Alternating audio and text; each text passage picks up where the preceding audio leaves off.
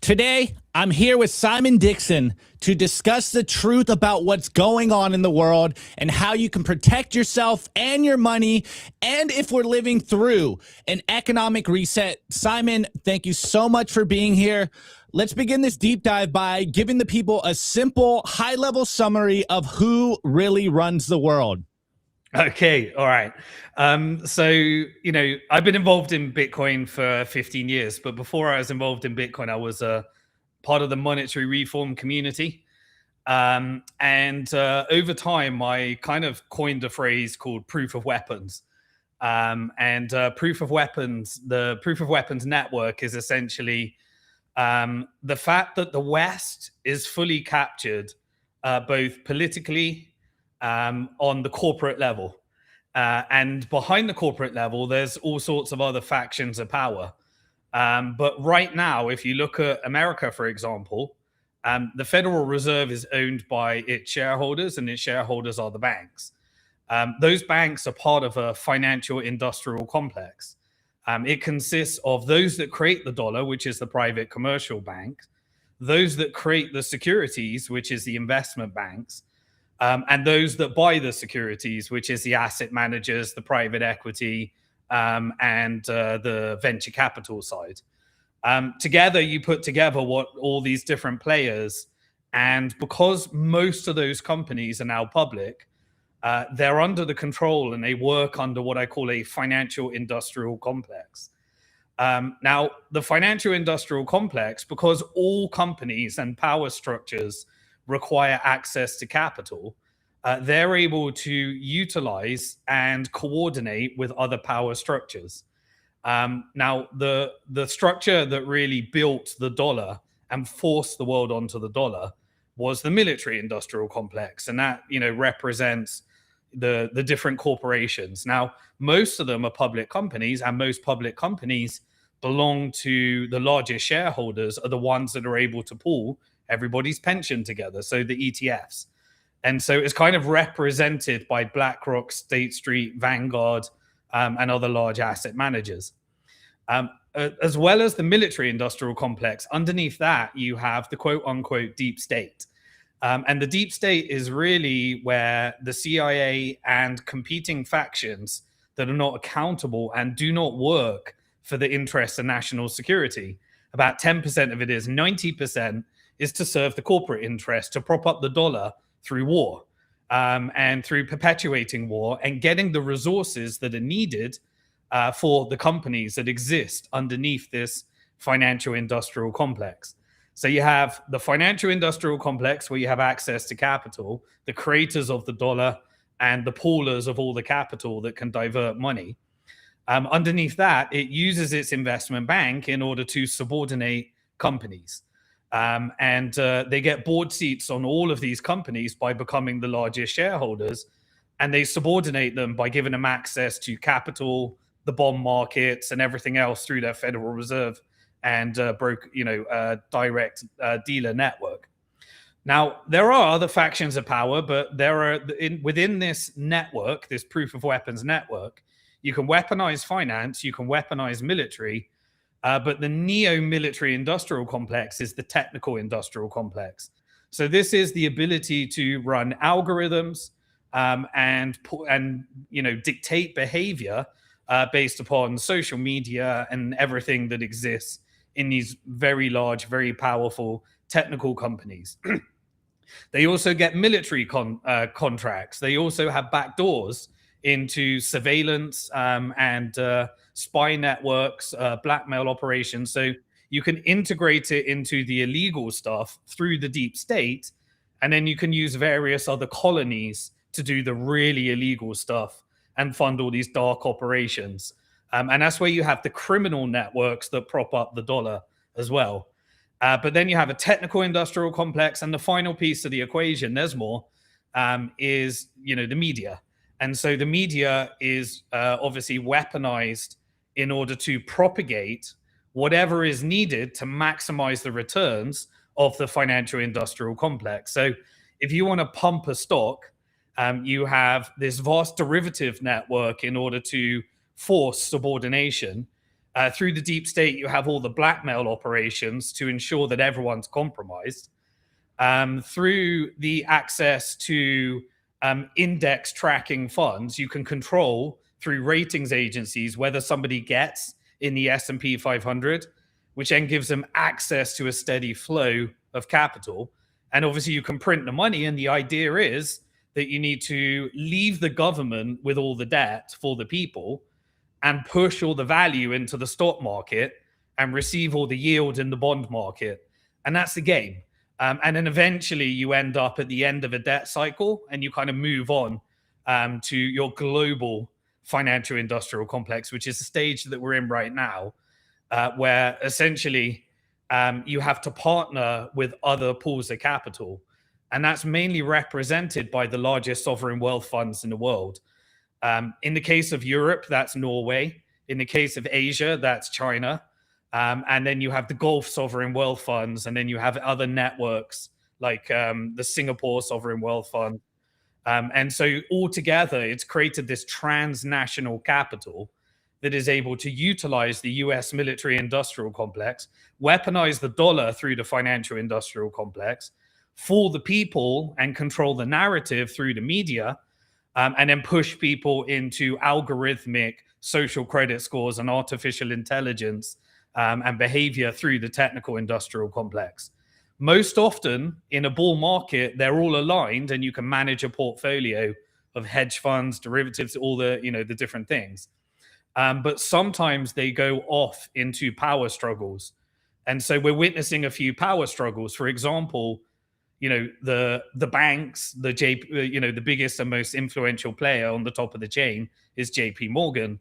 And then with BlackRock, they're the asset managers. And what you're witnessing right now is a bit of a power struggle for the Fed. Now, most people think that it's the government that's deciding. But remember, the government consists of the three different powers: the Senate, the Congress, and the judicial. They are all prostitutes for power.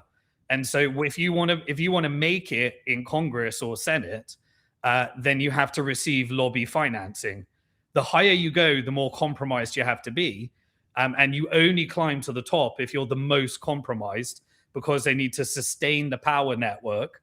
And you essentially go out to all your lobbies, military lobbies, financial lobbies, technical lobbies, and all the different lobby networks. And you have to basically deliver. And so each congressman and Senate person, when they receive money, they have to prove their utility to the network.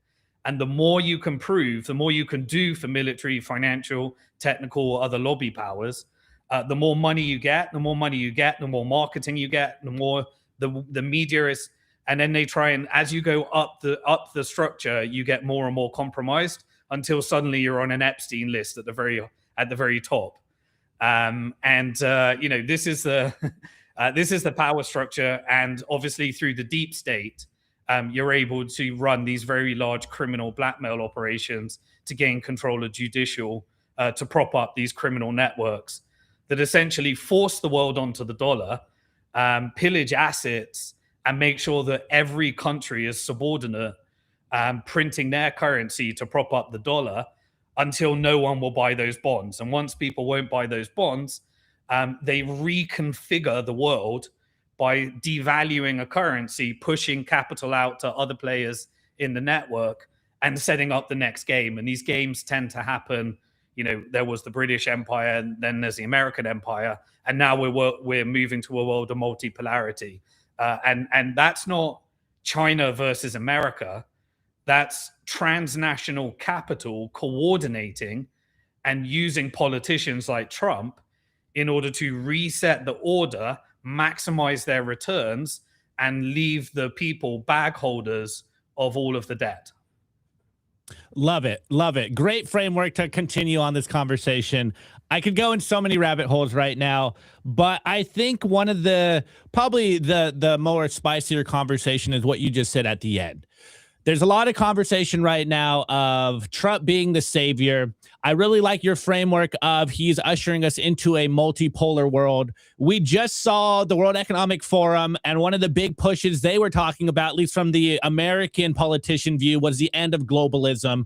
So could we dive into how does the end of this unipolar world, where America is the world reserve currency, the main superpower of the world, and then entering into this multipolar world, how does this play out exactly? Yeah, sure. So I recognized this a long time ago, back in 2000. So the first thing is you need to reject a few concepts. Everything you read in the media, every headline, every social media post is normally coordinated at a higher level of power. And depending on who owns that media, they just are pushing what they want you to believe. So there's no independent journalism. You know, even if an independent journalist thinks they're being independent, they'll quote their source, and that source will be somebody that's ex-CIA, and there's no such thing as ex-CIA, because these are higher level implants that control narrative. And so if you're analyzing media, the correct way to do that is you need to understand who's funding that media and whose agenda does it serve and what do they want you to believe. So it's not what is true, it's what they want you to believe. You know, so if you're looking, they obviously have the classic Republican, Democrat, left, right narratives. That's to distract you from real power. They always push out media to galvanize each side. And so that's the first thing you need to understand. The second thing you need to understand is nothing that politicians say is real. Politicians are battering rams to fulfill the mission of their lobbies and make people still believe in the system like it matters if they vote. Money determines who wins the election, and politicians are selected, not elected. And so each flavor of politician galvanizes a certain population, and then they have to play these 2-year games where basically they have to get their next round of funding in 2 years. And then there's an auction, and you have government shutdowns where you have these different auctions. So you have Congress and Senate doing what the lobby said they need to do. They get funding through these different things. And at the top, you've got the president whose mission is to do whoever they work for. So when you look at a politician, what I first do is I look at who funded that politician. And so if you look at Trump, his number one backer was Elon Musk. Elon Musk is a node for the technical industrial complex that relies upon borrowing against his stock. So he's subordinate to the financial industrial complex. And then they allow him to buy companies like X as long as they push the algorithm into propping up the network on X, which is building a social credit score today. And also he relies upon Pentagon budget. So he's a part of the military industrial complex. If he builds the right technology, which he is given through DARPA and various other CIA venture capital arms, they take the American people's money, hand it over to these entrepreneurs, manufacture them, and if they subordinate to the network and they comply enough, then their stock price goes up and they get richer and richer and richer.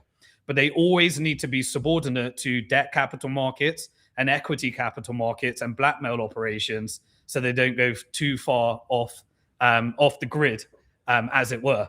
So Trump was funded by Elon Musk. Number two was Bank of New York Mellon, the Mellon banking dynasty and family, which is legacy financial industrial complex. And number three was Mariam Edelstein. Now, Mariam Edelstein represents Israel. Israel represents buying the illegal West Bank settlements, which means that they are an operation, a subset of the military industrial complex. Their job is to create divide and conquer in the Middle East and make sure that nobody can ever be stable and create a competing power. Now, what happened with Trump is that he, via his son-in-law, Jared Kushner, who was married in via the Epstein before Epstein into his daughter-in-law, which was through the Roy Cohn blackmail networks, and Charles Kushner, who did all the who was like Epstein before Epstein, let's call it. He was married into that, and he was funded via a fund called Affinity Partners.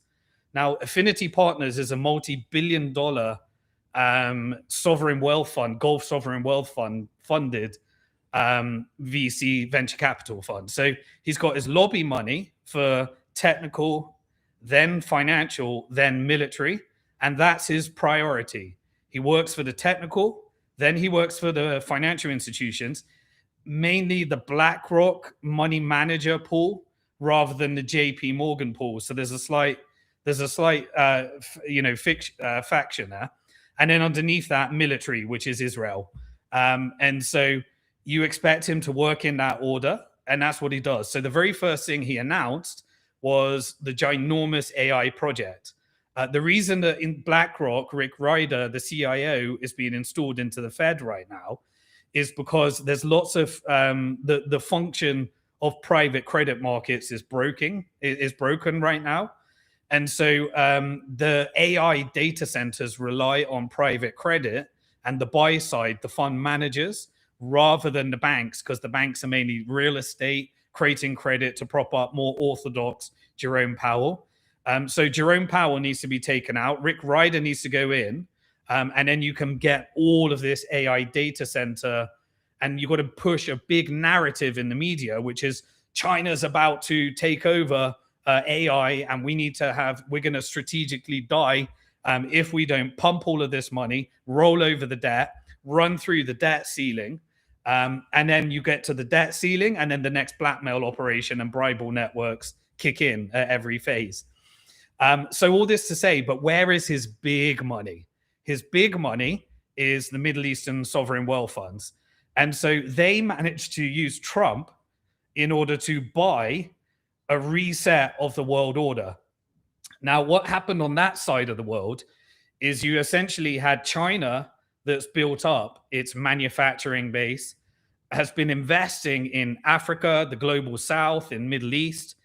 And there was a switch around Trump administration 1, where through fracking, America became energy independent. Once you're energy independent, you become an exporter of oil and gas. Now you're competing with the Gulf sovereign wealth funds. So you've got to ask yourself, originally there was a dependency, but now where is this Gulf sovereign money coming from? It's coming from China. So China's buying oil from Iran, Venezuela, Saudi Arabia, Qatar, and natural gas, obviously, and all of these different sources, Nigeria. China's building up those countries and basically reversing all the work that the IMF did. The IMF always destroyed countries through covert operations, installed dictators, wiped out their country, and made sure that through corruption networks, it was just working on propping up the dollar. Whereas China's working on building the country so that they can buy their assets. So this created competition to the IMF, which was propping up the dollar, and competition to the deep state and the military, which was propping up the dollar. And now the Gulf countries, basically, China came along and said, Iran, Saudi, you're going to normalize, and we don't want Israel destroying the region anymore and propping up military operations. So we're going to reset the world order. And so Iran started changing their behaviors, shedding their proxies. There was, October the 7th was an operation to reset the order. People think of these things as what they are. Don't believe any of the media. That's all the story to manipulate your emotions into believing that this is based upon something else other than the military industrial complex operations. So what did you have now? You had Chinese money fueling all the sovereign wealth funds. And so what did they start to do? They started to sell their government debt because they partnered with the force that controls the West, which is the financial industrial complex, the proof of weapons network. So the financial industrial complex managed to negotiate that the military can no longer do forever wars, which back up the dollar. They can't force everyone onto the dollar. And they started breaking the Japan carry trade, the euro dollar, the petrodollar. And then Trump started taking out all the apparatus that propped up the dollar, i.e. USAID, the covert operations. And so he gets to say, we're making America great again, while he weakens the dollar, But what do the financial industrial complex want? They want all the value to go to the stocks, and they want their collateral, which is the bond market, to still function. And so basically the mission is destroy the dollar slowly, not in a sudden way. And so you had these different operations. Everybody else moves out into commodities. The debt rolls over, which would be dumped on the American people.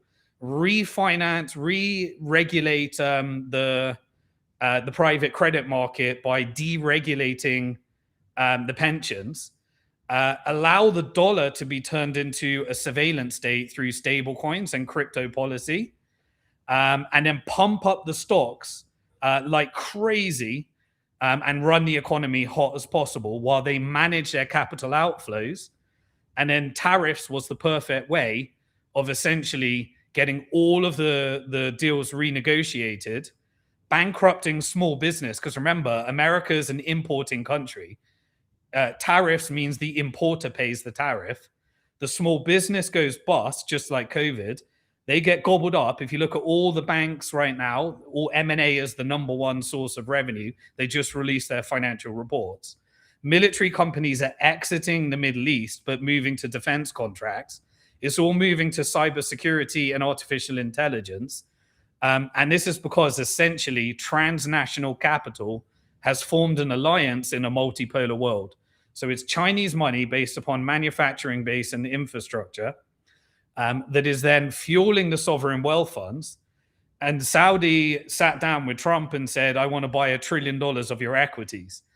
Because the dollar is weakening, they can no longer protect the peg on their currency. So they have to sell treasuries or sell gold. They're not going to sell their gold in the current market, so they're selling their treasuries to buy US equities. And when the Gulf sovereign wealth funds partner with the financial industrial complex, essentially all of American innovation can be used in the Middle East to build all these data centers. You can even use the US military to go get a bunch of oil from Venezuela. And so transnational capital from China to the sovereign wealth funds to the financial industrial complex is asset stripping the entire West and bringing all of those military operations back home. So you're seeing lots of civil unrest, colored revolutions, demographic changes, weaponization of algorithms to fuel religious tensions, anything to make the West into civil unrest. So you can asset strip it, push it all into the stock market, subordinate Europe, subordinate all these different Latin and Central America, and just reset the world order into this new reality that the America now needs to look like it's strong while it's shrinking to a regional power, and the world is divvied up for the financial industrial complex. So there's no confrontation here. The powers that control America are working with the sovereign wealth funds fueled by China, and they're splitting up the world into the various regions that transnational capital will control. So it sounds like, as the old George Carlin quote was, it's a big club and we're not a part of it. Absolutely. But all you need to do is stop reading headlines, stop believing in politicians, stop believing that there's a political solution and that you can vote your way out of it, but just follow the money. And for the last 25 years, all I've done is follow the money. And when you follow the money, I'm just a geek that looks at every aspect and all financial statements. It's a leading indicator into what's happening in the world. And the only countries that are going to not be vassalized into this network and power structure are the ones that were able to use their resources, use their currencies, not to give more power to the banks. So the dollar and the Federal Reserve System is a debt-based Ponzi scheme to subordinate the entire country to the real power and subordinate the government to the real power, the financial industrial complex. Whereas other countries, their banks are part of an infrastructure that maintains the capital in, like China and the sovereign wealth fund countries. And then they use their resources in order to protect their economies, build their sovereign wealth. And then that becomes a weapon that you can use to negotiate with the financial industrial complex. And if you're not being subordinated and vassalized, that's where the highest birth rates are. And so once you've got those birth rates, BlackRock's looking, saying, right, the West is full degeneracy, full polarization, suicides at the highest rates, birth rates are at the lowest rates, drug addictions are at record highs. All these people that went and fought our wars, they're come home, they're homeless, they're mentally ill. And so all you can do with that country is turn it into a police and surveillance state, Orwellian nightmare, and maximize it through, your nodes like Palantir, and take that technology and all those things that you did around the world and bring it back home. And so that's the tension that we're witnessing right now. Got it. 100%. Okay, guys. So I'm going to take a quick commercial break. We'll come back. I actually, before I do that, Simon, a lot of people say that you're a doomer. I don't think of you as a doomer when you're just explaining what's going on. As a Bitcoiner, we know what the solution is. But what is your response to people saying, man, Simon, like, this sounds like a lot of doom and gloom? What is your view when people say that about you? I just don't really care. All I care about is accuracy. And so, I've been publishing all of my forecasts for 15 years since I spoke at the first Bitcoin conference when I was a monetary reformer. And what I say is never popular. A couple of years later, it tends to come back and people say, okay, I see what you were doing now. I'm not here to give hopium. I'm not here to tell you the world is better than it is. I'm not here to tell you the world is worse than it is.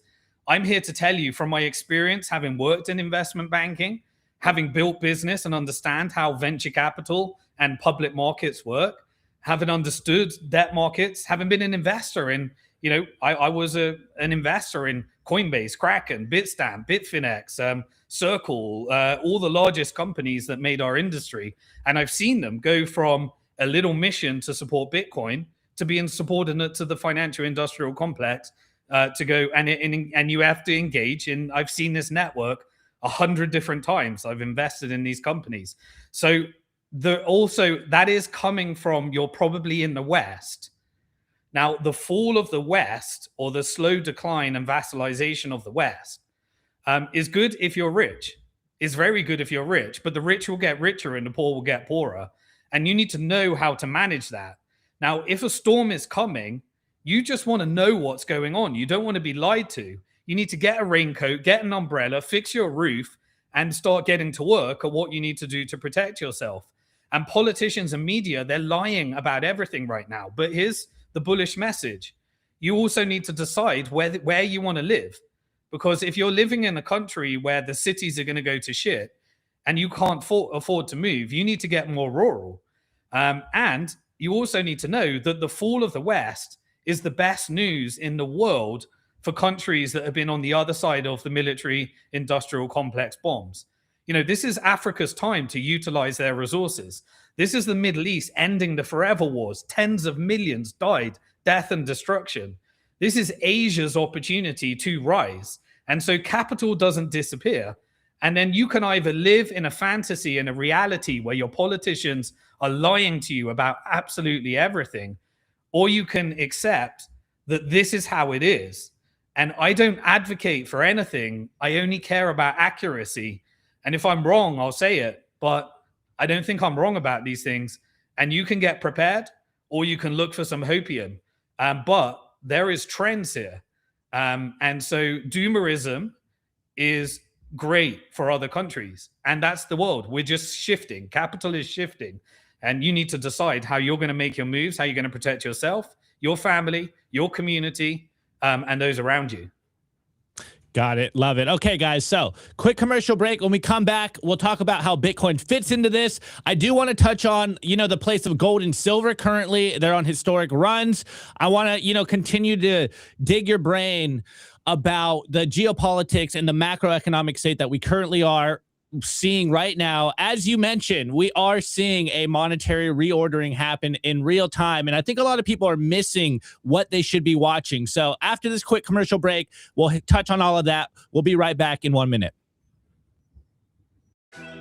Today's episode is brought to you by Bitcoin Well Infinite. If you're a serious Bitcoin buyer, you've probably hit the same wall. Most platforms make you give up custody just to play by the rules. Bitcoin Well Infinite fixes that. They're North America's only publicly traded, non-custodial OTC desk listed on the TSX Venture Exchange, which means transparent operations and zero counterparty risk. You buy Bitcoin, you take immediate control, period. For trades over $50,000, you get a dedicated executive Bitcoin advisor, competitive spread starting at 1%, and immediate delivery straight to your own wallet. No custody risk, no withdrawal fees, just institutional grade execution with full asset control. If you want to buy Bitcoin the right way, book a free consultation at bitcoinwell.com/OTC or email infinite@bitcoinwell.com.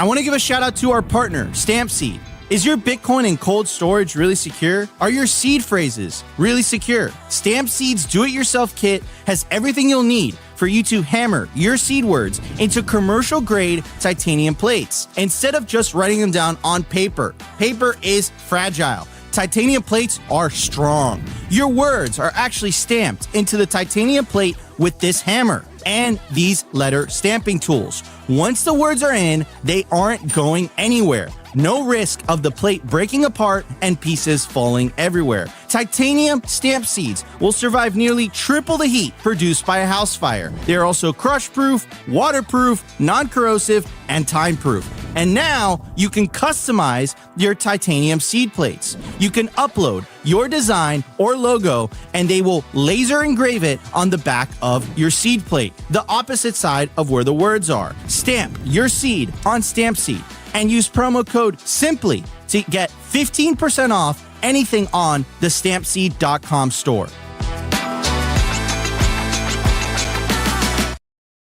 Actually, Simon, before we touch on the things that I just mentioned, it looks like our audience on Simply Bitcoin is still a little confused, and they're wondering, who is the financial industrial complex exactly? So maybe we can dive into the different factions, the financial industrial complex, who they are, what they're represented by, and then I think most people are pretty familiar with the military industrial complex. So as the audience wants to know, what is or who are the main players in the financial industrial complex? Yeah, so the post-World War II Bretton Woods order was built upon the military-industrial complex, but as the markets grew and grew and grew, access to capital became the primary source of funding. And so the military relied upon Pentagon budgets, so the ability for the bond market to continually roll over the debt-based Ponzi scheme. Now, because the government is fully subordinate and dependent upon the bond market functioning, because to have world reserve currency, you need to export dollars globally, and you need to roll over the Ponzi, which means you need to perpetuate debt, an ever increasing level of debt. And so that requires selling more bonds. So the first thing is the bond holders. So who are the bond holders? That's a really important thing. If you look at today, $65 trillion of US assets are owned by foreign countries, foreign sovereign wealth funds, central banks, and various other foreign, pension funds and asset managers. So you have the bond market. You also have basically the creators of the dollar, which is the private banks. So JP Morgan Chase, Bank of America, Citibank. Now, they're able to create a dollar every time they issue a loan. And they have to continually increase those loans because essentially, because they create all dollars, the interest on the dollars doesn't exist. And so your job is to create a mechanism for collateralizing all those dollars. So rather than lending to business, you tend to lend in speculative assets and real estate. Then what you do is you take all of that real estate, because every time you issue a mortgage, you get to roll over the debt. You get consumers into debt, governments into debt, and corporations into debt. Now, if you're a large corporation, the closer you are to the 0% money, the more power you get. And so obviously the closest is the banks and financial institute, the banks that are able to create the dollar. Now, they also have a partner, which is the investment banks. The investment banks is to take every business and turn it into a product that they can control. And so they want to fill companies with capital. They want to float them on stock markets for the equity capital markets, and they want to load them up with debt through junk bonds and various other mechanisms. And if they're cash flowing, they can also get some of the bank debt if the company's big enough. So you create all these weapons, and then you also create derivatives so that you can manipulate those share prices. And you use hedge funds and asset managers in order to control those share prices and launch covert operations to destroy bond markets, currency markets, equity markets. So they control the market, and the more debt you load up with, the more equity you sell them, the more subordinate to the financial industrial complex you become. That goes into different layers. So at the very bottom of the layer, you have, for example, Silicon Valley, which is loaded up with debt from the asset managers, the financial industrial complex. So they're not like just people think that they're like these rich people that set up these VC funds. They're loaded up with debt, and their debt comes from subordination to the financial industrial complex. So they have to outperform the debt by finding companies to invest in and putting in a structure where the entrepreneurs become subordinate to these venture capitalists. And they have it where in order to grow, you need to get access to more and more capital, seed, Series A, Series B, Series C. And as you get bigger and bigger into the next round, you become more and more subordinate to the governance structure of the financial industrial complex. Now, maybe you can get access to private equity, which is if you don't comply with the network, then your company can be turned, into a distressed asset when it's loaded up with too much debt. And the venture capital, the private equity industry can asset strip you, buy you in distress, subordinate you, and hand over your assets to the companies that are most compliant with the network. So you got JP Morgan at the investment banking level, Barclays, Citibank, all the other different ones, and it's transnational as well. Now, they mainly list on the US stock market. They also list on European markets and various other stock markets, and so what you need is a mechanism for owning becoming the largest shareholder in all of those companies. And that's where the asset managers come in. The asset managers like BlackRock, State Street, Vanguard, they essentially get access to your capital because you decide rather than buying shares, you'll buy an ETF. That ETF becomes a mechanism for continually, as people invest more and more in those ETFs, it's like a constant bid of capital, because if it's an S&P 500, it has to own all those 500 stocks in a weighed way. And so by you paying your pension, you contributing, you paying your insurance premiums, you give more power to the asset managers. Now, the largest asset manager is BlackRock, which manages about $12 trillion of these assets. They can then create ETFs for every commodity, every currency, every index, every market. And once they become a majority shareholder, they get to control the board, or at least have a board seat. So in a company, in a corporate structure, you have the executives like Elon Musk. They work for the board. The board is mainly appointed by the investors, and the board works for the shareholders. Now, the shareholders is normally a bunch of small, give up their proxy to the large asset managers. And then you start managing state funds and all these different funds. And it's a pay-to-play system. The more you contribute, the more you get to buy the West. And also, they have sovereign wealth funds, which are also their investors. So like the Kuwaiti Sovereign Wealth Fund is one of the largest foreign investors in BlackRock. Once you become a shareholder in BlackRock, you get significant influence over the collective West because they create constant flows through ETFs into European markets, Japanese markets, all the markets that they try and subordinate. And then they get access to military, where they can go do covert operations, destroy countries, get them to use their central bank to hyperinflate their currencies, get the hedge funds out there to destroy their currencies, and just subordinate a country so you can asset strip it through venture capital, and through private equity, and push it into the public market stocks. So essentially, you have different degrees and factions of power within a financial industrial complex. It currently represents across the key nodes and key players about $30 trillion of capital, but a bunch of that is foreign controlled and foreign owned. And so through that network, you control the government through the financial lobby, military lobby, technical lobby. And so then you get Senate, Congress, and all those. So it is a network of sophisticated financial institutions that are coordinated through the largest asset managers. There's often power struggles. People think it's like an organized cabal.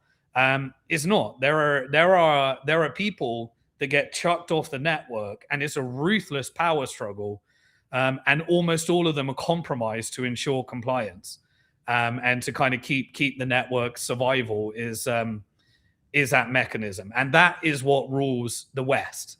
And that is what tried to subordinate as many countries as possible through wars, through death, destruction, ethnic cleansing, genocides, criminal networks, rape, pillaging, stealing. And the goal is you have to use your currency to lend it to the US government so that bondholders can subordinate the government, and then we can prop up the value through the equity capital markets. Okay, so you mentioned asset managers, ETFs, and the audience is now wondering, how does Bitcoin fix into this? And actually, one of my favorite, I guess, perspectives from you right now is that most people, I think, are being distracted by where the war is coming from. And I may be grossly oversimplifying, but I love the idea that the real attack is coming from Wall Street on Bitcoin. So can you explain that mechanism, and where do you think Bitcoin currently is in its history, in its projection of where it's going to go? Yeah, sure. So whenever a new asset class comes along, so what is the idea behind central banking? Is that once you have a central bank, you need to co-opt the private sector. So if you think about Britain, the British Empire, you had the three nodes. You had the government, and their job is to just be the piggy bank and leave the debt with the people. Then you have the Bank of England, whose job is to co-opt the currency and redirect it for corporate interest and banking interest. And then you have the wealth extraction vehicle, which was the British East India Company. So what the British East India Company is, it would use, governments would provide legitimacy to the pound, and then the pound would be used for the benefit of the central banks and the banks. And then the extraction would happen via the British East India Company. It would go create wars to essentially steal resources and turn shit currency, shit coins like the pound, into gold and silver. And at the end of it, you end up with all the gold and all the silver, and the people end up with all the debt, and then you move to the next empire. And an empire typically requires a war to change, or a currency destruction vehicle, or massive capital outflows. So World War I and World War II was the transition from the Bank of England to the Federal Reserve. So you took all of, you put a revolution within Russia, and you replaced the Russian Tsar with the Soviet Union and communism, and you fund the Bolshevik Revolution. You fund the fascists, and the Reichsbank, which is a member of the Bank for International Settlements. They essentially funded, the Nazi Germany movement. And they also were, if you look at the Federal Reserve, the Reichsbank governor and the Federal Reserve governor in the 30s were the Wahlberg brothers. And so through this mechanism, you have fake capitalism, fascism, and communism. All of it was funded via Wall Street. And then you create a war in order to destroy currencies. And then all of the gold from British colonialism ended up in Fort Knox, backing up the Federal Reserve, and became the base to build the manufacturing base and the military industrial complex. And so anytime a new commodity comes along, you utilize fiat currency to steal it and centralize it as much as possible. So Bitcoin was created in 2008. We had the launch of it in 2009. I bought my first Bitcoin at $3 and spoke at the first Bitcoin conference in 2011. I wrote the first published book in 2011 and launched it at that conference. And so what Bitcoin does is, originally, I personally believe it did come from intelligence roots, but it was a gateway drug to what's happening today: stable coins and CBDCs, crypto shitcoins, programmable money, real world assets. You will own nothing and be happy, World Economic Forum, surveillance state nightmare, basically crypto capital. And so crypto capital is the mechanism for how you steal all the assets and give everyone a tokenized shitcoin where they own nothing and they're happy. And then you get to do types of operations where essentially, what do you want in the end? Well, you want all the Bitcoin, the real asset. And so, Bitcoin became open source. It became an escape valve. And so those that were able to use Bitcoin in self-custody, they didn't lose them on exchanges. They didn't custody it. They ended up with becoming the new elite within Bitcoin. And then there's multiple operations to try and co-opt parts of the Bitcoin ecosystem. But because it had these nodes, these miners, these developers, and these users, every time co-option happened, we kind of had resistance movement, and we had these spectrums of resistance. And that's been Bitcoin's entire history that most people don't even know. But eventually, Wall Street decided that they wanted to centralize as much Bitcoin as possible, get as much of the Bitcoin mining as possible, and attempt to gain control over the Bitcoin developers as much as possible.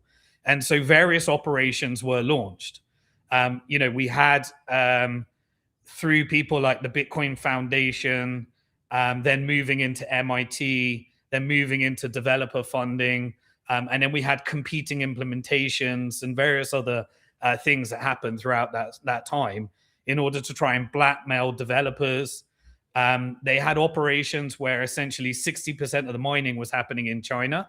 And then suddenly we had the China mining ban that resulted in 40% of the hash power being pushed over to Texas, pushed into the Texas grid.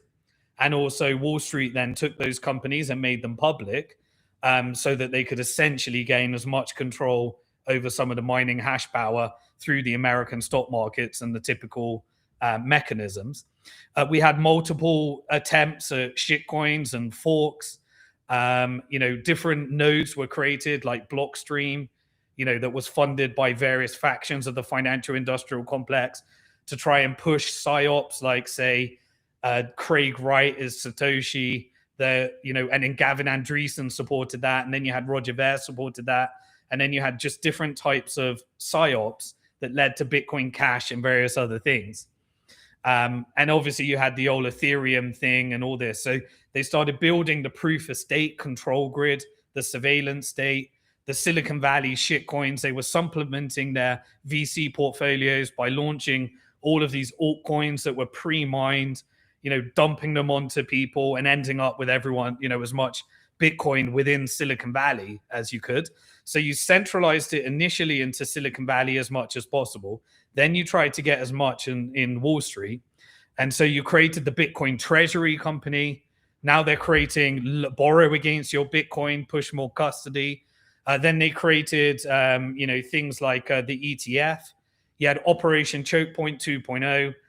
Remember, they always use the two-party system for uni-party operations. So you had come after crypto under the Biden administration, hostile takeover, various operations connected to Mossad like Celsius, various hacks that were done by Netanyahu's niece and nephew. All of these different coordinated hacks and takedowns make the industry look really bad, wipe out the banks that you wanted to roll up. And then in comes Trump. And then you get the BlackRock, the banks, the favorable structure, the crypto lobby, the legislation that allows for confiscation of Bitcoin. You take the samurai wallet people, you look at all the people that were being arrested, and you just arrest the one that's working on CoinJoin's self-custody.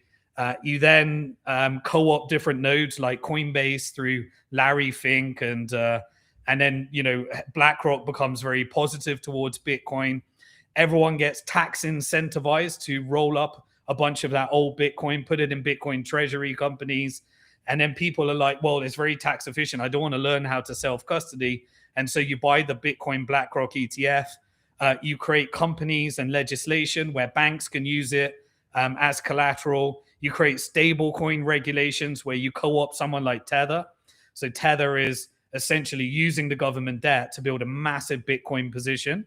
And then they're building out the largest private Bitcoin mining network. And then obviously you do, by Tether, you have a kill switch on these stable coins. And then you use different nodes like Elon and X to build out your social credit score, Peter Thiel to build out your AI surveillance state, David Sachs in order to build out your crypto capital. But essentially all this to say is that they want you to borrow their Bitcoin, leverage your Bitcoin, hold custody of your Bitcoin, and they want to centralize it, as much of it, into the proof of weapons network as possible. And then you've got nodes like Cantor Fitzgerald that can allow, take companies like Jack Mallers, 21 Capital, roll them up into SoftBank, Cantor Fitzgerald, Tether, roll up Strike into that, get everyone to borrow against their Bitcoin. And then using companies like Strategy, they can load it up with corporate debt. They can build different types of constructs where they're able to sell the Bitcoin if they can't raise enough debt. You fully subordinate Strategy into the financial industrial complex. And essentially within a few years, they managed to get access to centralize, 2 million Bitcoin. And then through a company like Strategy, you can basically utilize it and the derivative complex to try and control the short-term price of Bitcoin, get people levered up with debt, get people to mine fiat currency by borrowing against their Bitcoin, and just create this network to do what they did with gold and to do what they did with silver, which is you control the short-term price, you utilize it to try and get as much of the asset you really want, which is gold, silver, and Bitcoin, and create financial weapons of mass destruction to lever people up with debt so that you end up with as much of the Bitcoin as possible. That's the Wall Street attack. The Trump administration was installed for the technical, financial, industrial complex in order to get the Fed to be taken over by BlackRock for monetary policy, get the debt rolled over and the stock market up, and then devalue the currency, and then stable coins can take out as much of that government debt and yield. And he's basically hedging himself with Bitcoin, with investments in the Middle East, and he's essentially short the dollar while he's doing it. Okay, I have a lot to unpack, but I do have to hit a commercial break. I'm going to ask you a bunch of questions about what you just said. Yeah, just give me a... I want to give a shout out to our partner, Ledin, the leader in Bitcoin-backed loans. Unlock the liquidity in your Bitcoin without having to sell your Bitcoin. They've issued $9 billion in loans to over 10,000 customers since 2018. I absolutely love these guys. Not only do I have an account with them, but I also have a loan. And what I love about them is that there are no monthly payments, and you could pay back the loan at any time. As soon as you send your Bitcoin as collateral, you'll have cash in your account within 24 hours. Over 1,000 five-star customer reviews, and they've never lost a single dollar or sat of customer money. Go to learn.ledin.io/simply today, and you'll get 0.25% off your first loan.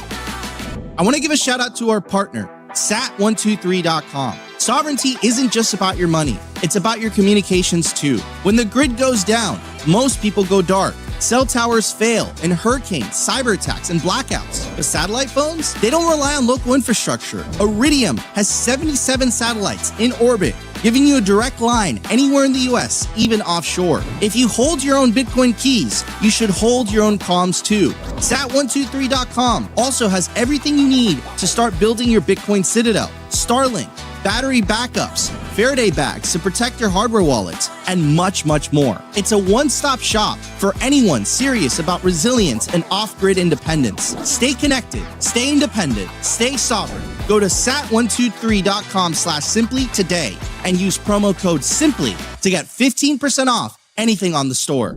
I want to give a shout out to our partner, BitKey. If you already self-custody your Bitcoin, you know the deal with hardware wallets by now. Complex setups, clumsy interfaces, and a seed phrase that can be lost, stolen, or forgotten. BitKey fixes that. BitKey is a multi-sig hardware wallet built by the team behind Square and Cash App. It packs a cryptographic recovery system and built-in inheritance feature into an intuitive, easy-to-use wallet with no seed phrase to sweat over. It's simple, secure, self-custody without the stress. Time named BitKey one of the best inventions of 2024. Get 20% off at bitkey.world. That's BITKEY.world with the code SIMPLY.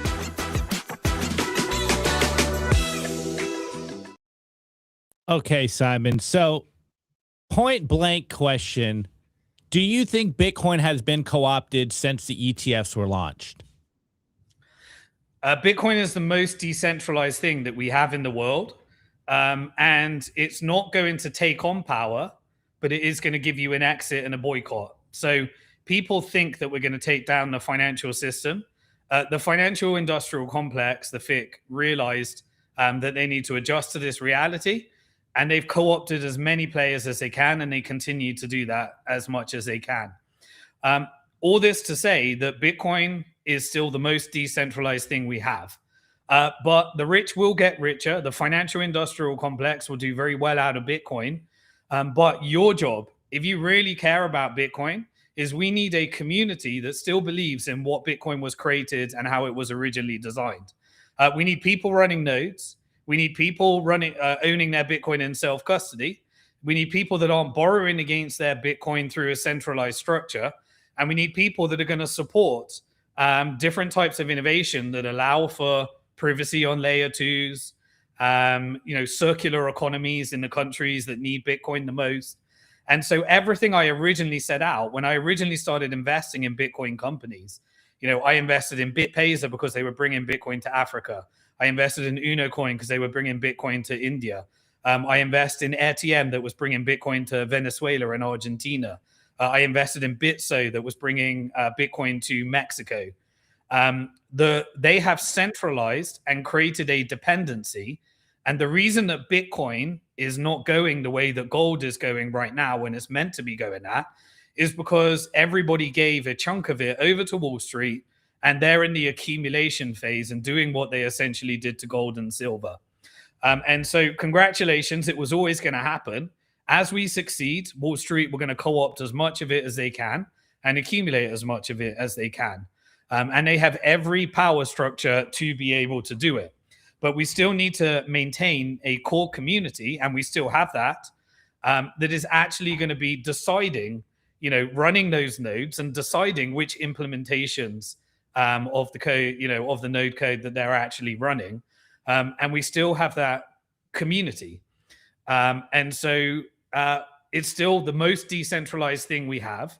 And the reason that I know it will succeed is because I believe the reason that Bitcoin was created in the first place was the same reason that the British Empire created the tax haven islands. It's an escape for elites that still want it as well. The rest of you were meant to own Bitcoin in custody, and you were meant to be a gateway drug for getting everybody onto shitcoins, stable coins, and real world assets, which is happening under the Trump administration right now. But elites still want that exit. And our job is to recognize that this is probably the only asset. Not everyone can get a seat on the table when your country goes to shit and end up in Cayman Islands or one of the islands designed, or Singapore designs for the elites. But everybody can get their own little part of Bitcoin in self-custody and run a node and support the network. And so I'm confident we survive. But the mission of taking down the financial industrial complex, no, a chunk of Bitcoin is co-opted into that. And so we are in partnership. And your job is to recognize, do you want to fund death, destruction, war, violence, and fund the proof of weapons network, which is Bitcoin in custody?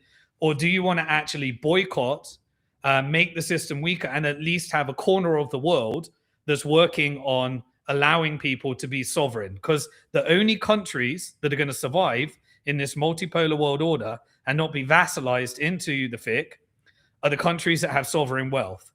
The companies that don't have VC funding or Wall Street or subordinate to the FIC and have their own Bitcoin strategic reserves independent of these custodial relationships, and the individuals that are able to say F you to the system because they kept Bitcoin in self-custody. I understand it's more complex than that. There's tax incentives, there's financial planning, there's inheritance, all the system is designed to subordinate you to the debt-based Ponzi scheme, mine fiat currency, and end up with Bitcoin in custody. Just like gold. Very few own their gold. Instead, they own an IOU gold with paper claims that essentially allows them to manipulate the price of gold and silver. And that is why they do it. So all this to say is that I still think that Bitcoin will achieve its purpose. It's an exit and a boycott, but very few will do that. And most of you will be useful idiots that will give more power to the financial industrial complex on the wrong side of a margin call, mining fiat currency, while they take your Bitcoin and use it as leverage to destroy your pension, bomb more countries, and you work for transnational capital. Okay, so Simon, you mentioned gold and silver. I think our audience, I'm sure your audience is very familiar with what happened with gold and silver last year. There has been this meme or this idea of if some of the profits from gold and silver roll over to Bitcoin, it's going to go parabolic. So from your opinion, what is going on with gold and silver, and what is it telling us about the future of Bitcoin? So just like the military industrial complex had to lose out from its revenue from all the wars in the global south and Middle East and Asia Pacific, they need to come home to make up for lost profits because the financial industrial complex created a model that persuaded to do that. So the MIC had to give up on profits and they had to compensate them with Europe and Latin and Central America. But the FIC managed to get the MIC to do that. It is the same, type of thing with gold as well. The financial industrial complex, because they are working with sovereign wealth funds that have leverage, and there are much higher returns by just utilizing the liquidity of the US stock market and burdening all the debt onto the people, manufacturing a surveillance and police state in the West, use the technical industrial complex, and then they can leverage all those assets in negotiating with countries that have higher profit. But the FIC had to recognize that reality and look for higher returns. That comes with the sacrificing slowly of the dollar in order to unwind positions and use their capital outflow, which is why most stock markets are outperforming the S&P. Even shitcoins like the pound, the euro, the Japanese one's a bit, it's an important one in the node network. But, we're seeing a weakening of the dollar relative to other shitcoins and fiat currencies. But it is absolutely plummeting with gold because the financial industrial complex told their network of central banks that are members of the Bank for International Settlements that we are now coordinating a slow transition to box America into a regional power. And therefore, we need to sacrifice the dollar as world reserve currency. The FIC are now having to build BRICS-denominated types of financial products. So the reason that all the stock markets, even though London and UK is being sacrificed, pushed into surveillance, pushed into demographic challenges, destroyed and asset stripped economically, the stock market's still at all-time high. That's because they're taking the dollar-denominated assets and slowly transitioning to subordination of each country, where the government use their currency to prop up those stock markets, and they're starting to denominate these financial products in other currencies. And then it launched a series of currency wars. One of them was to break the Japan carry trade. And so suddenly everyone in the world is putting down interest rates, but Bank of Japan's putting up interest rates. That repatriates a bunch of capital. Suddenly, Trump wages war on Europe. That was done through the Biden administration. Ukraine is not a war between Ukraine and Russia. It is a war between asset stripping for the financial industrial complex and Europe. The goal was to destroy Europe, hand over parts of Ukraine to Russia, and carve up the rest for BlackRock to get the rare earth minerals, to get the land, and to create a nice wall between Russia and the Western Hemisphere. And so you had the similar escalations where everything's looking like chaos in the Middle East, but moving towards peace. And so you're getting all of these different carvings up. That's because the financial industrial complex has need to recognize its new reality, that it now needs to subordinate as many countries in the global south, which is what tariff policy was. What tariff policy did is it drove the world to BRICS, which helped China split the world up into multipolarity and India. It also helped Russia resolve, but firstly, they want to take $1 trillion out of Europe. They want to confiscate a bunch of money, push all that up to the US stock market. That's why Trump started getting NATO to pay for more. Escalate the war. There's no peace that's being negotiated there. That one will go on a little bit further. And you basically bankrupt US small business through the import tax, get a bunch of, roll them up into the multinational corporations. And the large multinational corporations can offset their tariff by acquiring companies like the export-dependent companies in Vietnam, Cambodia, various other nodes. So the ones that don't have sovereign wealth, they all end up in these large multinational corporations. M&A goes up. The world transitions to multipolarity. America shrinks into regional power. The stock market acquires all the value. The debt is rolled over and the currency is taken down. So then you do a theatrical war on Europe. So you push narratives like at the World Economic Forum, like the Zelensky humiliation ritual. And essentially, you kind of create a narrative to the American people. The British Empire, we're taking on the banks, the Europeans, the European banks, we're taking on the deep state. So you deconstruct everything that propped up the dollar. Now remember, the deep state gets its power from the Bank for International Settlements. Who's the number one shareholder in the Bank for International Settlements? The Federal Reserve. Who's the Federal Reserve owned by? The American banks that are on the public markets, on the US public markets. Who are they owned by? The asset managers, BlackRock, State Street, Vanguard. Who's that owned by? Yeah, of course, there'll be, legacy elite structures, but it's not exactly owned by, the city of London or anything like that. It's owned by legacy elites that are losing more relative wealth because the European empire, fell, the American empire rose, and now the Chinese empires rose. So now you've got capital, affiliated with Gulf countries, capital affiliated with China. So these massive pools of competing wealth are now negotiating with this financial industrial complex. And what you do is you paint a narrative. So your previous guest, I'd never heard of him until he called me MI6. He's pushing out that narrative that we're taking on the European bankers. Trump is taking on the deep state. The cartoon comic book geopolitical analysis that you can get from Fox News and BBC, based upon the media that is pushed out by the deep state. And if you follow the money, you realize that no, that power is all encompassed in public US stocks.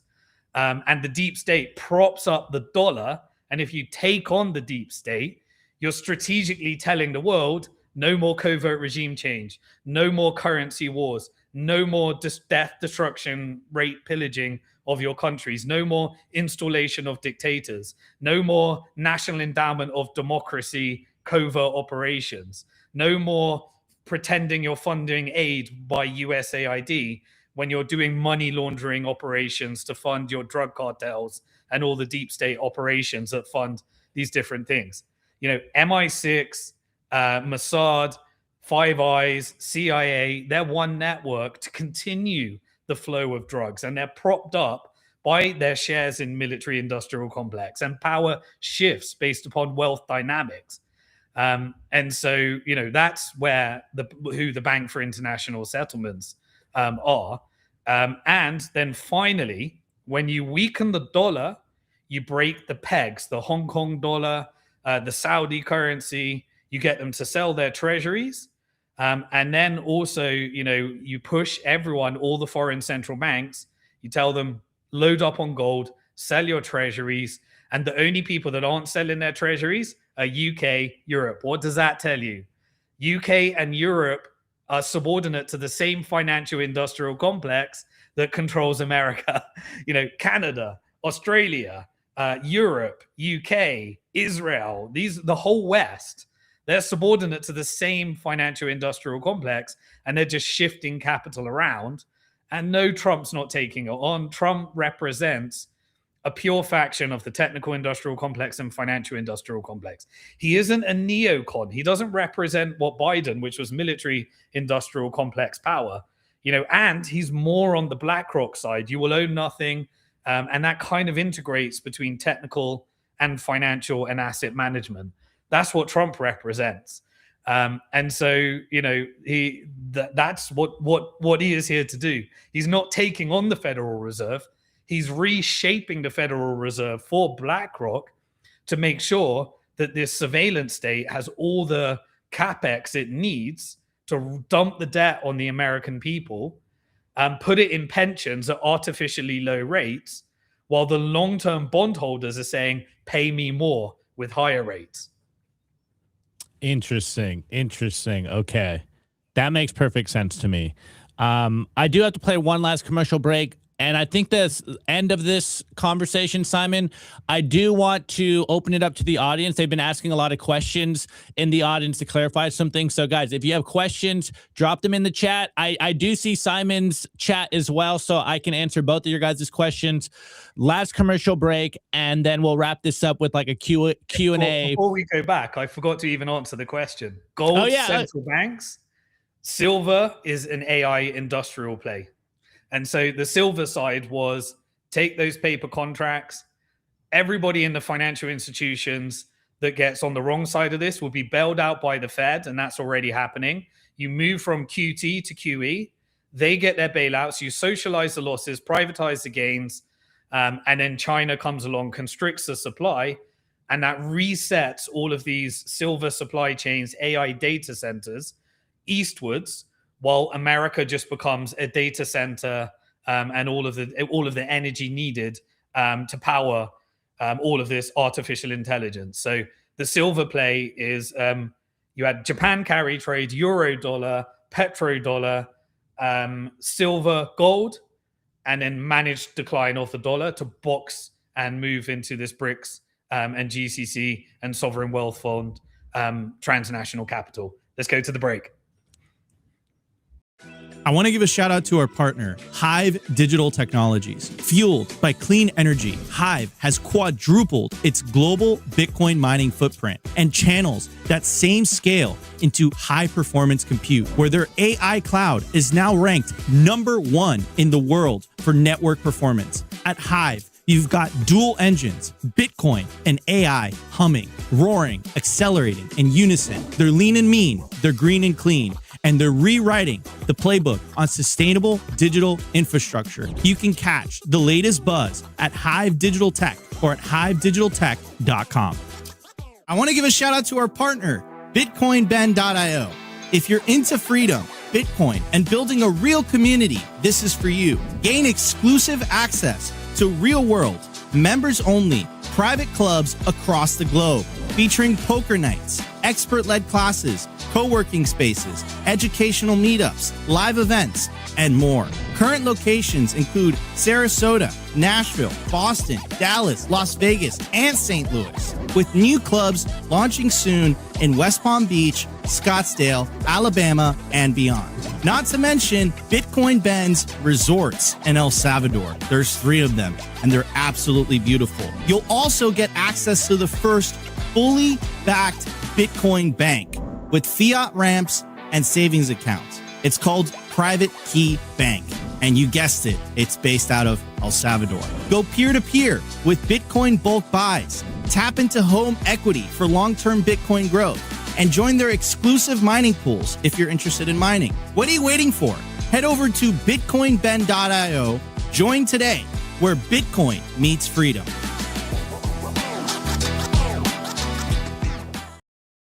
Okay, Simon. So first question I have by Wade Davies. He says, why promote Bitcoin when precious metals are God's money?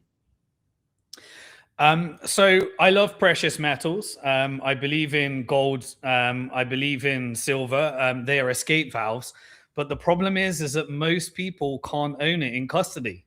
And so they end up just owning an IOU paper version and giving more power to BlackRock and the financial industrial complex. Now, some people are able to hold a bunch of coins and various other things.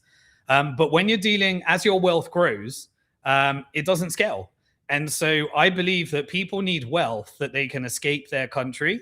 They can go with them wherever they want it to go. They can self-custody it.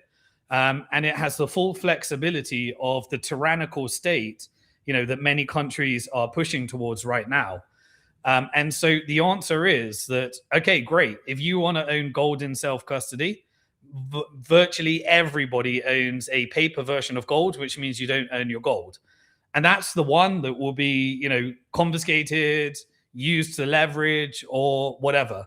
That's not God's money. Now, if you do actually own gold and you can hold it and you have a way of securing it and you have a way of scaling it, the problem is you can't spend it. And so Bitcoin is significantly easier to spend and self-custody. And then when you go on the border and you try and escape at scale or spend internationally, you just end up giving more power to the financial industrial complex. So use gold for what it is. And if you can hold God's money, then hold God's money.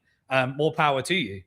But Bitcoin in self-custody solves some of the problems that you can't solve with gold. And so to me, if you're not boycotting the system, you are empowering the system. And virtually everybody empowers the FIC by holding their gold and then allowing them to leverage, and you only own a paper contract. And you're seeing right now, when you actually try and get it, most people, it's a clunky, horrible system for actually trying to take delivery on God's money. Awesome. Okay, Simon, this next one, I think you just answered this one, but I'll read it anyways. If you want to add more to it, it goes, what does the average person need to do to offset or leverage the new financial industrial complex? I think you answered self-custody Bitcoin, but if you want to add more to that, Simon, by all means. Yeah, I'll do it. If you want to boycott the Federal Reserve and the Bank for International Settlements, then own Bitcoin, gold, or silver. If you want to boycott BlackRock and the asset managers, then you have to not own it through an ETF. You have to own it in self-custody. If you want to boycott the banks, you don't borrow against your Bitcoin and don't use it as collateral in custody. Even if you end up borrowing some stable coins and dollars, you're still empowering the system. Here's what I want to say. Nothing's perfect. Look, you're never going to get perfect. Every decision you make is either worse or better. I still have to use an iPhone. I know that I'm building my social credit score on X. I know that I should be on Nostr and I'm using the alternatives, but sometimes you have to be more effective and still opt in to a certain degree. But what I want everyone to commit to every single day is owning more Bitcoin than you owned yesterday, or owning more Bitcoin this month than you did last month, and getting better and more sovereign, because that's the key. So rather than investing in the S&P and funding wars, you can invest in local businesses. You can use your Bitcoin to do some good and build community and real value in the real world. Rather than purchasing from these global networks online, purchase from your local farmers. And there's a side effect. Try and figure out how to actually eat more locally grown food that doesn't go through these horrific processes.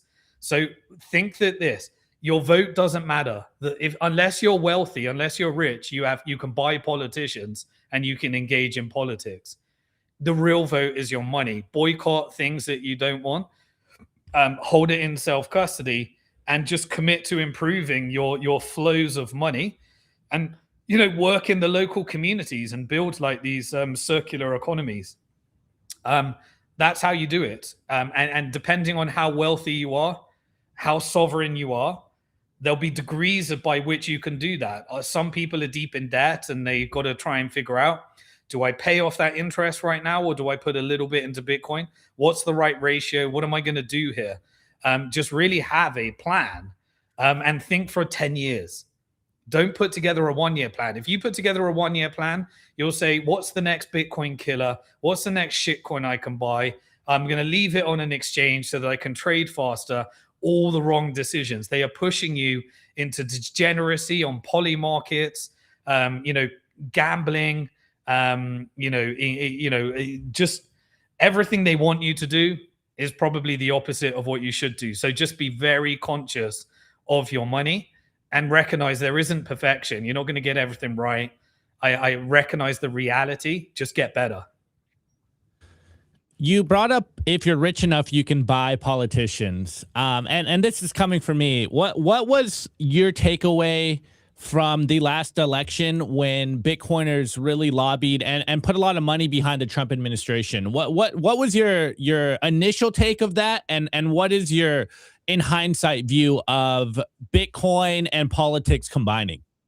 Yeah, one of the reasons I love the Trump administration is because it's allowing me to exit my positions where I'm no longer ideologically aligned with the company. They're all going public, so I had very early investments in Coinbase, in Kraken, in Exodus, in Robinhood, in Circle, and I think a few more of them going public, but they're all going public now. I think the next one's Kraken. The reason is because, look, once you are subordinate to the financial industrial complex, you are no longer independent. You work for them. And so you end up maximizing your revenue for non-ideological based mechanisms by fiduciary duty in order to raise the next set of capital and support your share price. There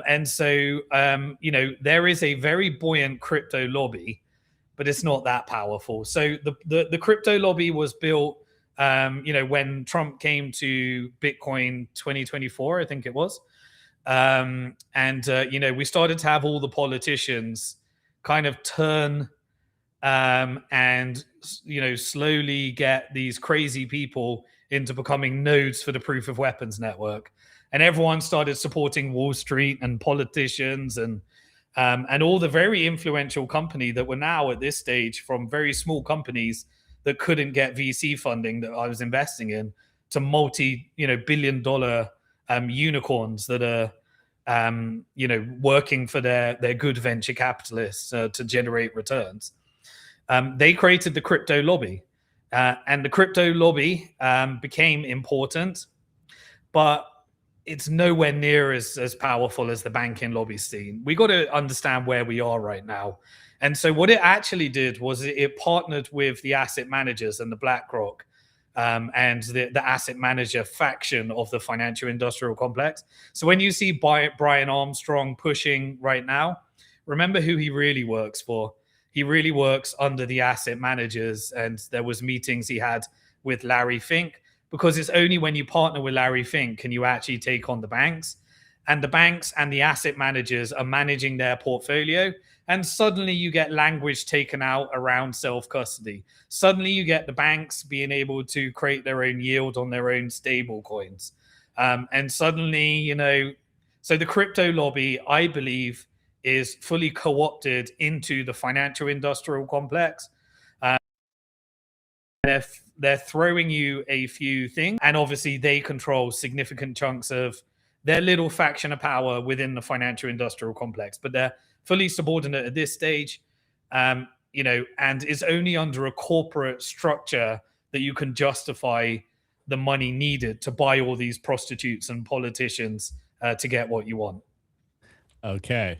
I love that perspective. Okay. We have Stephen Livingston.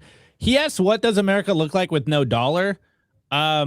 I think maybe the question is, what does America look like with a weaker dollar? Because you never said no dollar. So I think that would be the reframing of this question. What does America look like with a weaker dollar? Yeah, I don't believe we hit hyper Bitcoinization and all fiat currencies die. Like, I recently did a debate with Jeff Booth on that one. I believe fiat currencies, power shifts and they create a new fiat currency power structure, which is what we're witnessing right now.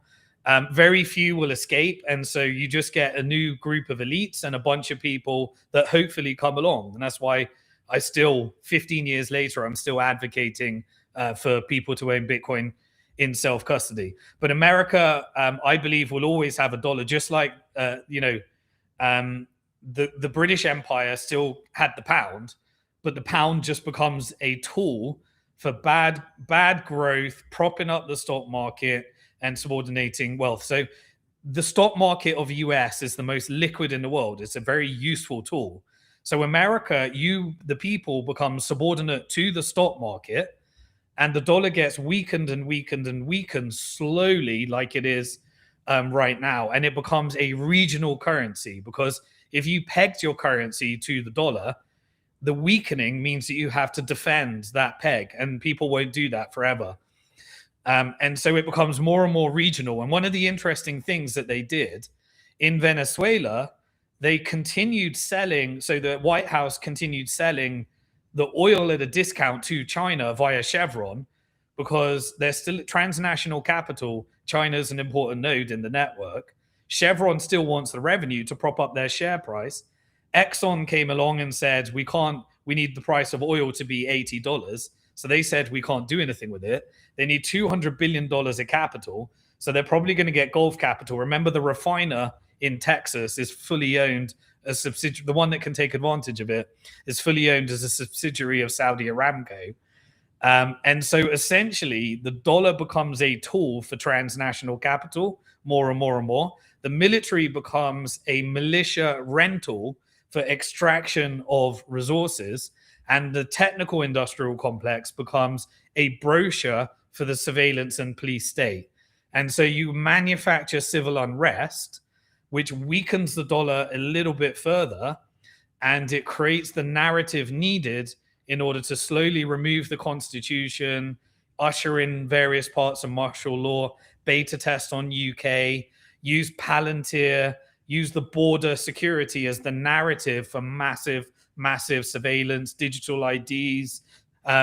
In America, you'll always have a stable coin, because remember, America is optimized for corporate interest, whereas Europe and all the others will get a central bank digital currency and a digital euro, because the power structure is that these are like vassals, and so they push the power up through government power up to corporate power in America, and then it's asset stripped, and then through the American capital markets, it's invested globally, and the people, it just gets worse and worse and worse for the people, unless they own the assets and they figured out their exit strategy. Less and less people are able to do that. That turns into civil unrest. Then you get the police state and the surveillance state.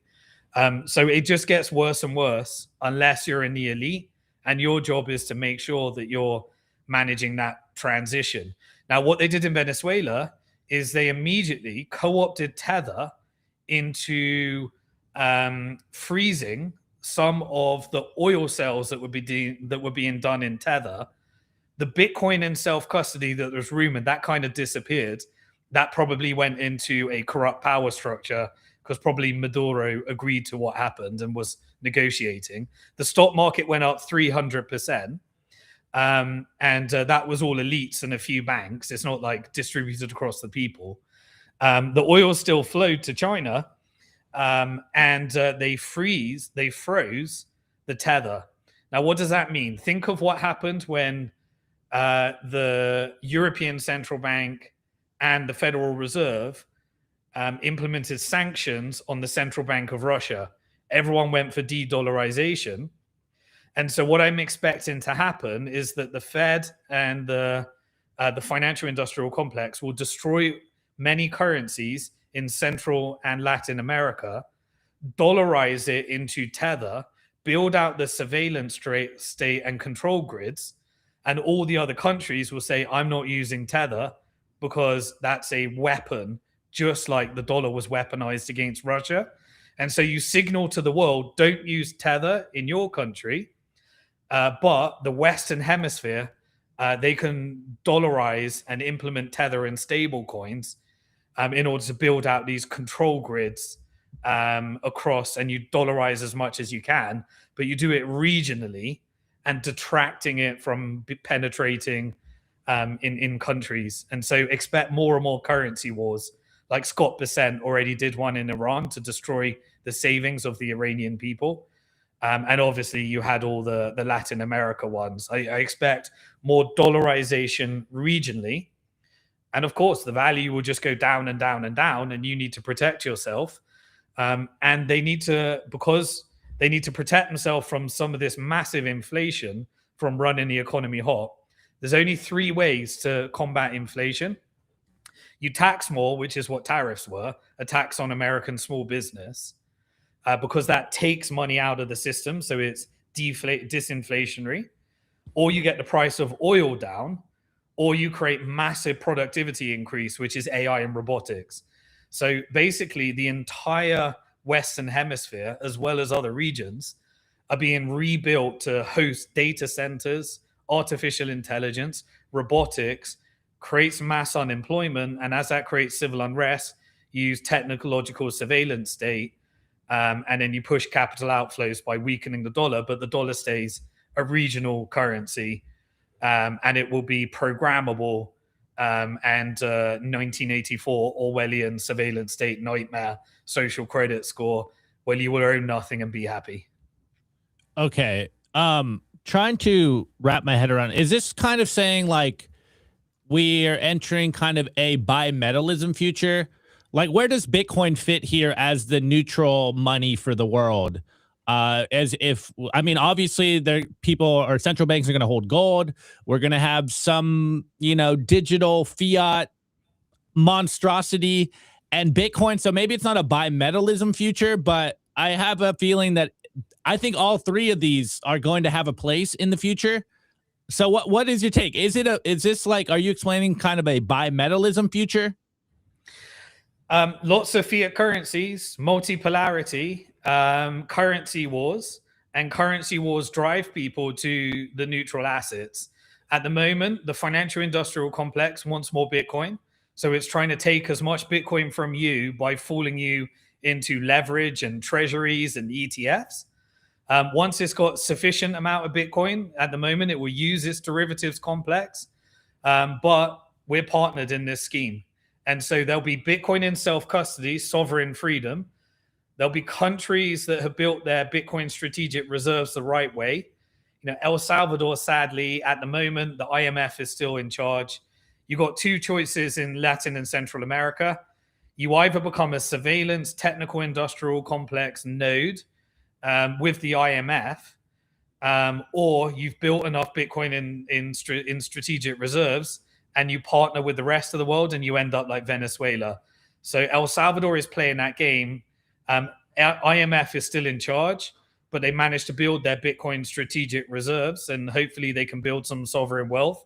I'll continue to watch that, but they didn't get their Bitcoin-backed bond because of that. But essentially, you have sovereign people with Bitcoin in self-custody, those that are in the financial industrial complex. The rich get richer, the poor get poorer, and you have countries that are actually able to look after their people because they have sovereign wealth rather than becoming a vassal. And Bitcoin's role in that is the boycott, the exit. They'll try and short-term oppress the price of Bitcoin, I believe, to accumulate as much as possible. Buy into that because it is a scarcer asset than gold, a scarcer asset than silver. The stock to flow has made it, the world's scarcest digital asset, but you got to be patient. If you're looking for a quick return, if you have a 10-year plan, own more Bitcoin every month, enjoy the ride. Sadly, it's not going to take on Power because they've co-opted it, but we're in partnership. But you boycott by owning in self-custody, and we will never get another Bitcoin. It's not coming again. The set of circumstances that led to this open source code with nodes that can resist against miners, and resistance against all the attempts of centralization and power dynamics, there's never going to be another one of those. And I think it makes it. And I still will continue to think that Bitcoin is the best place to park your capital if you want sovereign freedom, boycott the system. And I think everybody's going to be fine. If they're long-term, if they're traders, borrow against it, leverage, you'll get wrecked and you'll become a tool for power. Well, Simon, getting close to the end. With that last message, I don't think anyone could really call you a doomer, but I started the podcast with asking you the question of who really runs the world. And I think this might be the perfect question to put a bow tie on today's conversation. We have Blessed Exile, and he goes, question, who is the final boss? Maybe I'll reframe this. Who is the final boss for Bitcoin? When, or I don't even know if you'd frame it this way, but when would, or what would be the signals in your mind to show you that Bitcoin finally won? I don't think Bitcoin finally wins. I think Bitcoin just becomes a higher and higher market cap over time. And as long as we can continue to have competing developers and we resist against all attempts at centralization, that the miners are geographically diverse across countries, so that countries that hate each other start to use Bitcoin mining as a tool, and people continue to run nodes, and we don't have an expensive node network, and everybody, or at least enough people, are able to own Bitcoin in self-custody. We've already won.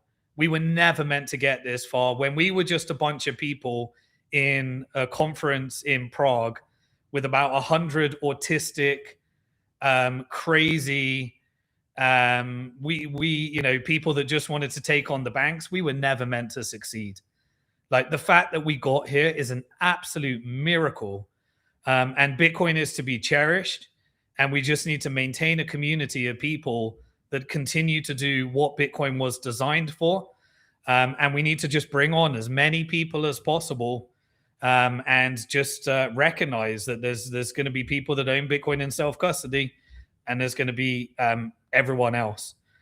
So continue pushing out education, try and bring as many people with us, teach long-term thinking, stay away from gambling and degeneracy.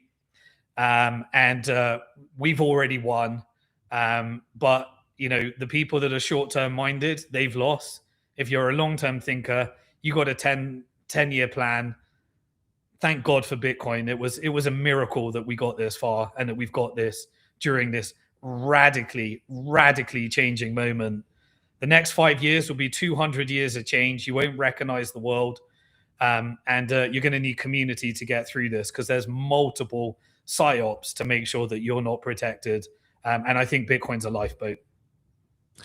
Well, Simon, thank you so much for coming on. I truly enjoyed this. I know I'm going to have to rewatch the more dense conversation at the beginning, but we really went full circle here. It might have seemed dark and doomy in the middle, but towards the end, I think there was a hopeful ending to today's conversation, Simon. So thank you so much for coming on today's show. It's truly been a pleasure. Yeah, I do. If you want to follow me on X, I do real-time analysis as the events happen. And I do the other thing that I've got a discipline. I don't need to do it. I just do it because I've managed to free myself from all of these traps of the financial industrial complex. Every week I follow the money in Bitcoin and tech. I do an hour, then I do an hour on this week in macro, and then I do an hour on this week in geopolitics. And I just actually follow the money in each of those areas. And I upload those to my YouTube channel. So feel free to subscribe. No sponsors, no adverts, no monetary gains, no pushing you into a business. Just trying to get as many people prepared for what comes next. So those are my two best places. Really appreciate Simon. And I highly suggest that our audience here on Simply Bitcoin give Simon Dixon a follow. I've been following you for the last year, and I've really appreciate all of the work that you've done, Simon. So thank you once again for coming on the show and for what you do. It's truly been a pleasure to have this conversation with you. Thank you. All right, guys, we'll be back tomorrow. As always, this is Simply Bitcoin Live. We go live Monday through Friday. Have a good rest of your day. Today's episode was brought to you by BitcoinWell.com, a Bitcoin-only platform on a mission to enable financial independence.